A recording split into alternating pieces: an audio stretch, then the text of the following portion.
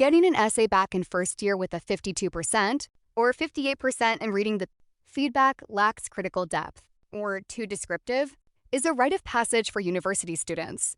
The writing style that won you top marks in secondary school will hold you back in college.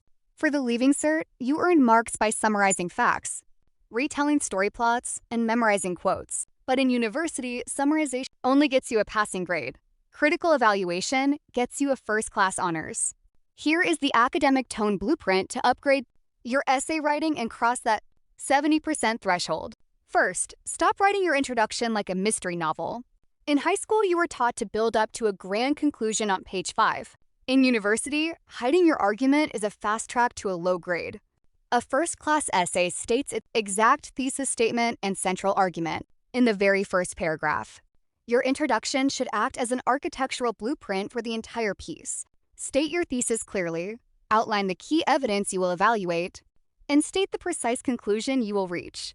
When a lecturer reads paragraph 1, they should know exactly where your paper is going. Second, elevate your academic tone by removing emotional language and subjective phrasing. Ditch "I think," "I feel like," or "obviously." Lecturers do not care about your personal feelings.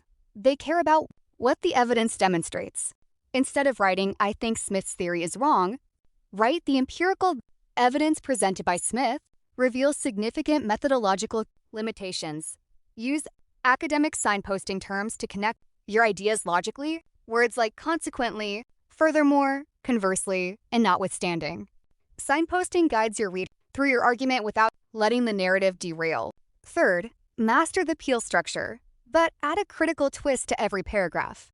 Every main paragraph should contain a point, evidence, explanation, and a link back to your core thesis. The difference between a 2-to-1 and a first class mark happens in the explanation step. Do not just quote an author and move on. Ask yourself, what are the limitations of this study?